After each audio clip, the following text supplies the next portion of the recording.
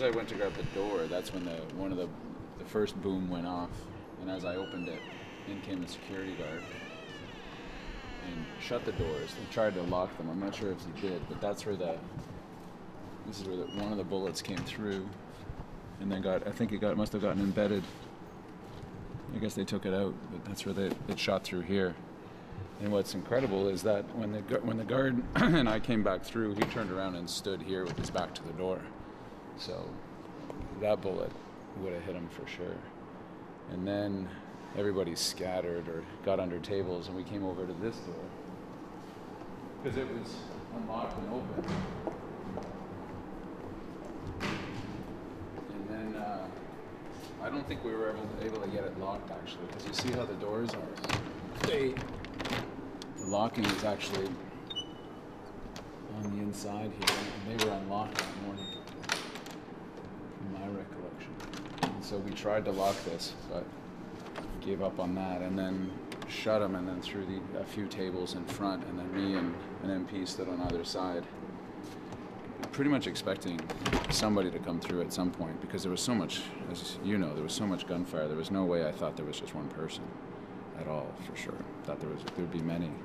But at that point, we got everybody, because some people had just gone under the tables, pushed everybody to the sides and against the wall, figuring that was probably the best place to be. And some people were stuck in the corner. But yeah, it was, when I look at that bullet hole in particular, I think how fortunate that was, that didn't go all the way through. So was the mood calm, chaotic, frenzied?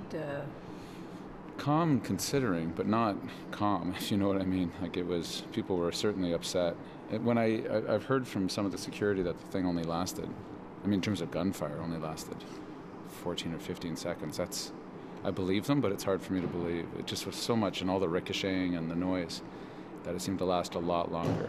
And then people were, considering all things, people were incredibly calm. Like, if someone said it was the sort of police and security guys that took over in the Conservative caucus across the way, and it was international aid and human rights workers that took over here, just in terms of trying to organize things. Like, it's just different caucuses, different groups of people. But well, some people were upset, but I don't remember there was no screaming or anything like that. Just people were upset and concerned. And I don't know how long we were actually here. Not that long, minutes, until other security came in and then began the evacuation out to the tunnel and across the East Block. And so a week later, how is it? It's strange, because it's our workplace, right? You come to work, and so I come down the halls,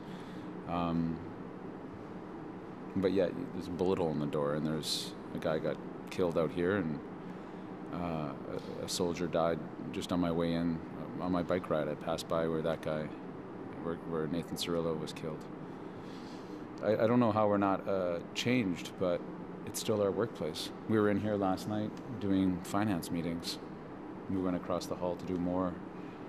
And I was looking at the closet where they put the Prime Minister across the hall. I mean, it's all part of this. I guess it's a page added to the Canadian story. How it changes us, we'll see. But yeah, it is interesting, because I don't know what it would be like for other Canadians. It's your place of work where you got to go back to, and you've gone back to, and continue your business. But I'm sure this morning's caucus meeting will be more emotional than most, for sure, because people go through the memories. So knowing what you know about security on Parliament Hill, and we talked a little bit about it yesterday, but do you think it would make sense to amalgamate everything? Well, I think that day is coming sooner than later. It's been talked about for, as you know, years. And the reasons or excuses why not to amalgamate are going to seem pretty small compared to the concern that we had on Wednesday morning, just in terms of better need for coordination, better understanding between the forces. And we just need one force, I think, certainly within the precinct. And we'll always have some layers. There's always going to be our CMP involved in Ottawa Police. But certainly, for goodness sakes, within one building, we're going to have to find a way to amalgamate. And that's certainly my belief. I'm not speaking for others, but I think that's what something should happen.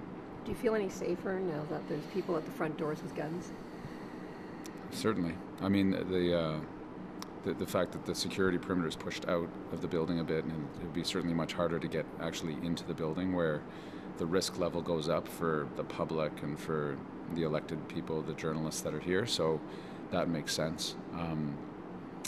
Yet we have to make sure that this place doesn't turn into a fortress that the public can't access, because it's the people's house. I want my constituents, I want Canadians to be able to come in here, as well as thousands and thousands of people from around the world. I'm so proud of these buildings. I'm proud of our open democracy. I don't want to sacrifice that. And if some people believe that it's security or civil liberties, you can't have both. I think they'll end up with neither. So some people are actually asking the question, do we keep these bullet holes or get rid of them? Oh, I haven't thought much on that. That's an interesting question. I mean, you don't want to be macabre about it and try to be sensationalist, yet it is a part of what's happened here. I know parts of the history of this building where there's bits taken off walls and damage done, and there was a story behind that, usually not one that's been so violent. I think there's probably a case that could be made just for historical purposes to leave something.